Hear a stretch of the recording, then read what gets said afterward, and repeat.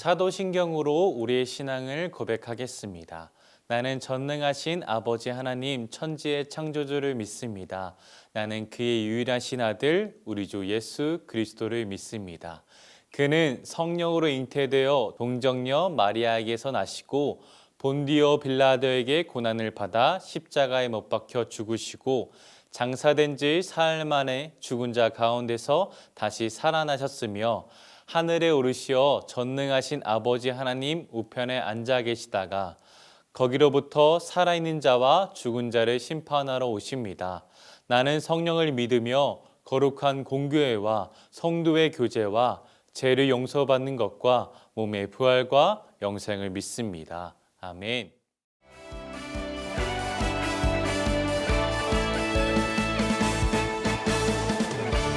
요동치는 바닷물 흔들리는 내 마음 아픈 홍해 뒤는 군대 두려움 가득해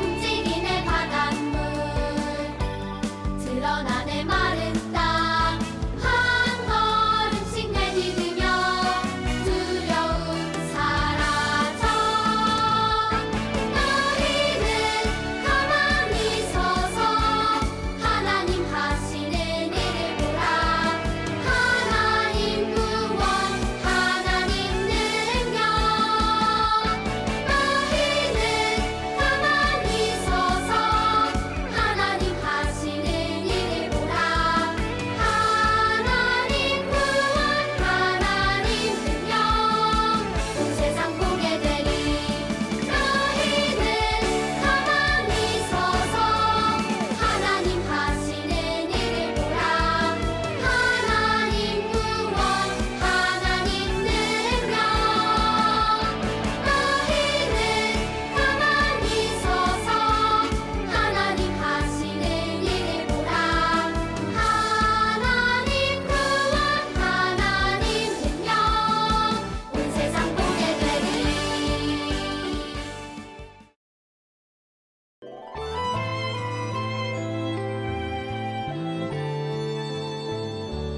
내가 실망하고 지쳐 있을 때 주님은 나를 기억하고 계세요.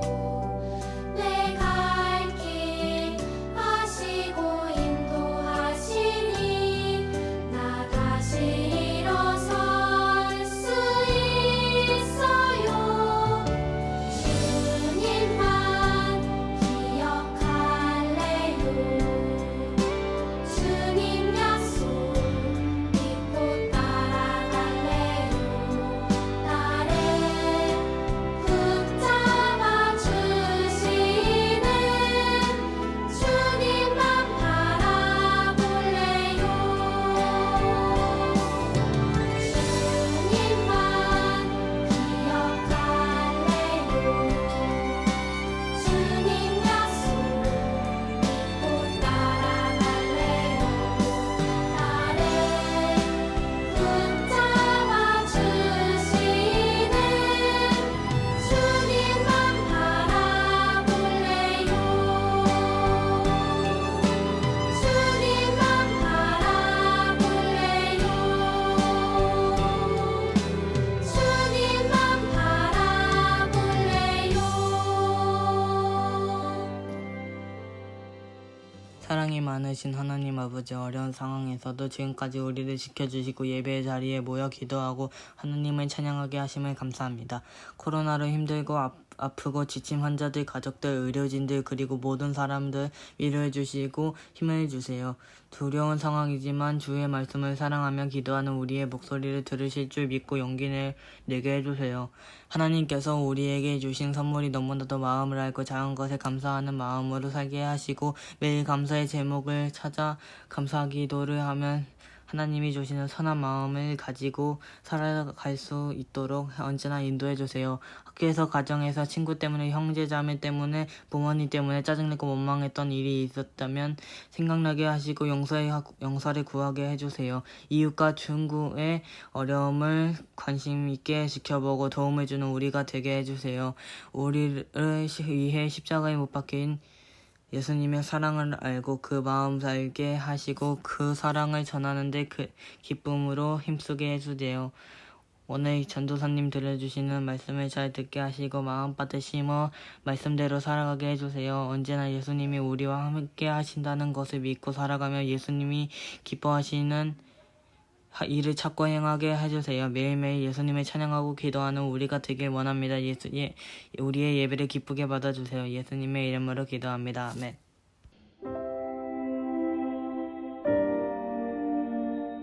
하나님이 이 모든 말씀으로 말씀하여 이르시되 나는 너를 애굽 땅 종되었던 집에서 인도하여 낸 네 하나님 여호와니라.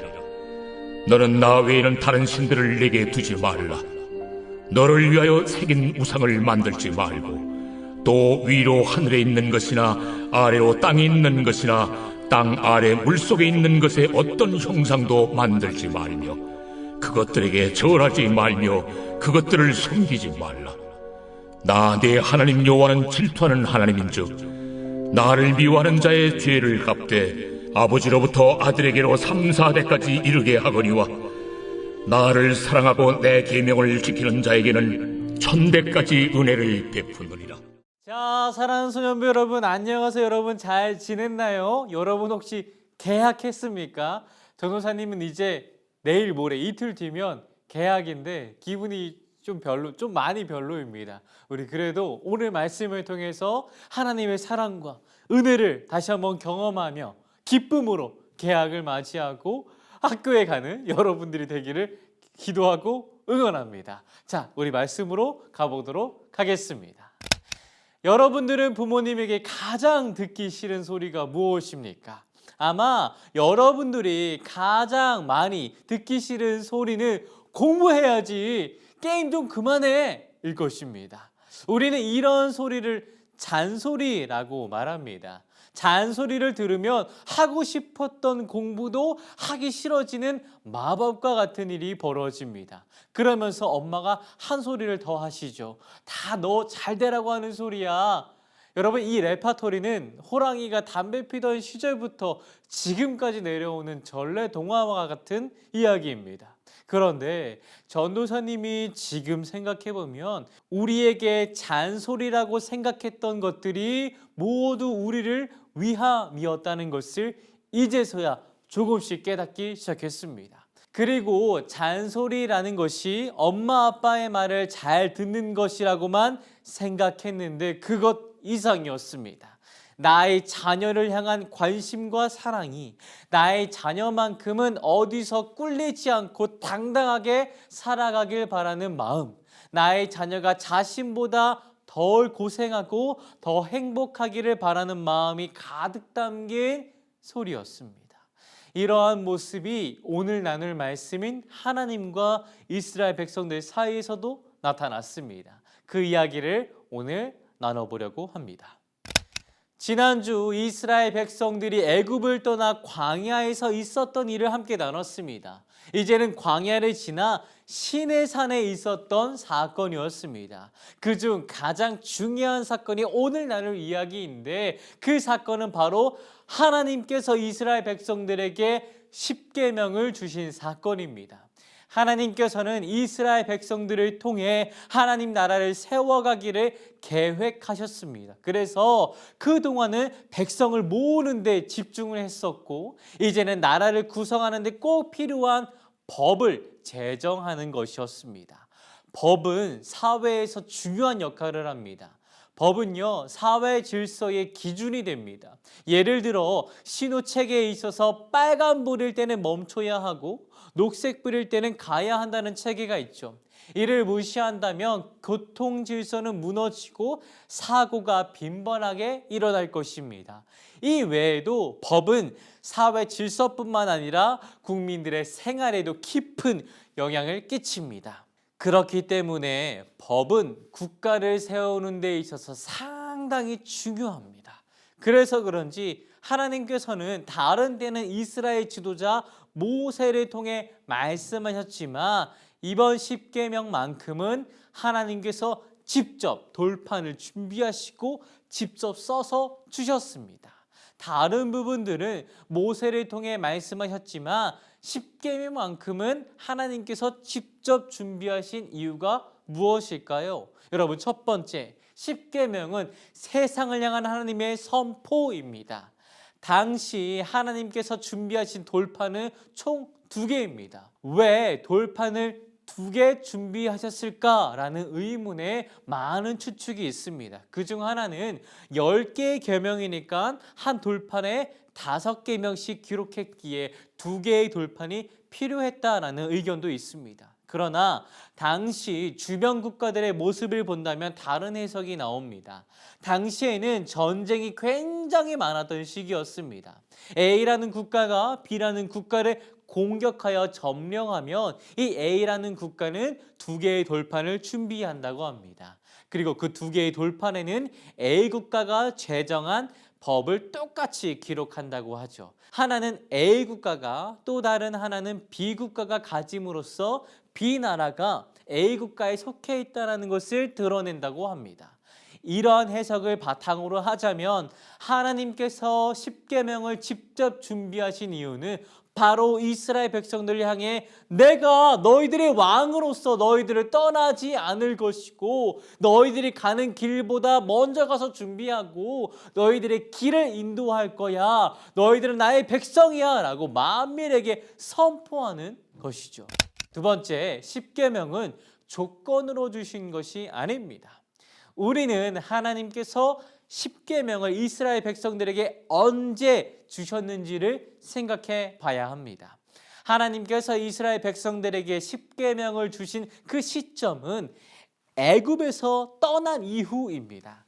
만약에 하나님께서 이스라엘 백성들이 애굽에서 노예살이를 하고 있을 때 십계명을 주셨다면 십계명은 이스라엘 백성들에게 조건이 될 것입니다. 너희들이 이 십계명을 잘 지켜야지만 내가 너희들을 도와 애굽에서 구해줄 거야. 그러니까 잘해. 이렇게 된다면 십계명은 하나님의 선물이 아닌 갑질로 수준이 뚝 떨어질 것입니다. 하지만 하나님은 그렇게 하지 않으셨어요. 이스라엘 백성들이 애굽을 떠나 광야를 거쳐 드디어 한숨 돌릴 수 있는 시내산에 왔을 때 주셨습니다. 이는 하나님은 이스라엘 백성들에게 십계명을 조건의 의미로 주신 것이 아니라는 이야기입니다. 하나님께서 십계명을 주신 것은 이전에는 너희들이 노예였지만 이제는 왕의 자녀, 하나님의 자녀로서 하나님의 자녀답게 꿀리지 말고 자신 있게 살아가라 라는 뜻으로 주신 것입니다. 마지막으로 십계명은 행복입니다. 전도사님 집에는 지금 약 70일 정도 된 아이도 있지만 약 7년 된 강아지도 한 마리가 있습니다. 이 강아지에게 가끔 과일을 주기도 하는데요. 그냥 막 주지는 않습니다. 반드시 강아지가 먹어도 되는 과일과 절대 먹어서는 안 되는 과일을 확인하고 줍니다. 강아지가 아프지 않기를 바라고 건강하게 뛰어놀고 행복한 삶을 위해 꼭 확인하고 줍니다. 여러분, 십계명이 바로 이런 역할도 합니다. 우리는 어리석어서 우리 방식대로 하나님을 예배할 때가 있습니다. 하나님의 방식을 벗어나면 그것은 곧 죄로 연결이 됩니다. 죄는 우리를 행복으로 인도하지 않습니다. 오히려 영원한 고통, 영원한 죽음으로 인도할 뿐입니다. 하나님은 이런 모습이 싫으셨어요. 하나님의 백성들이, 하나님의 자녀들이 자신이 하고 있는 행동이 죄인지도 모르고 그냥 살아가는 그 모습이 싫으셨습니다. 그래서 어떤 모습이, 어떤 행동이 죄인지를 발견할 수 있도록 돕는 것으로 십계명을 주신 것이죠. 십계명이 우리가 죄를 구별하고 하나님께로 다시 돌아갈 수 있는 행복의 울타리의 역할을 해주고 있는 것이죠. 하나님은 이스라엘 백성들을 끔찍하게 아끼고 생각하셨던 것처럼 지금 우리들도 그 누구보다 아끼고 생각하십니다.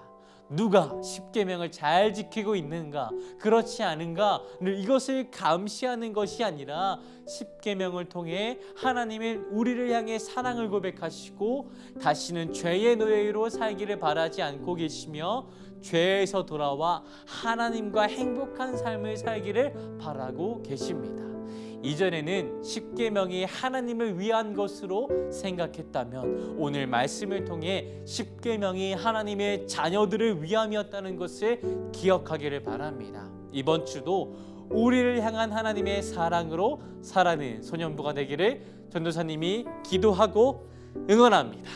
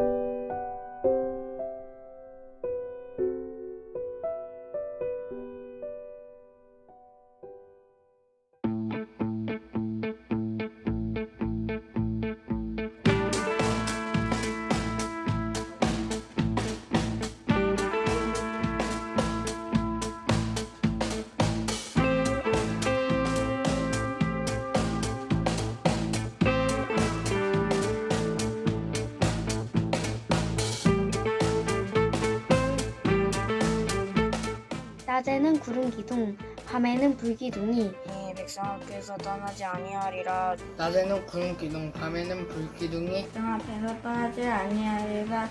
낮에는 구름 기둥, 밤에는 불 기둥으로 백성 앞에서 떠나지 아니하리라.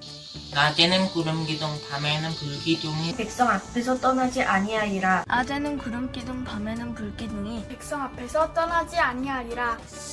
낮에는 구름 기둥, 밤에는 불 기둥이 백성 앞에서 떠나지 아니하리라. 낮에는 구름 기둥, 밤에는 불 기둥이 백성 앞에서 떠나지 아니하리라. 낮에는 구름 기둥, 밤에는 불 기둥이 백성 앞에서 떠나지 아니하리라. 출애굽기 13장 22절 말씀 아멘.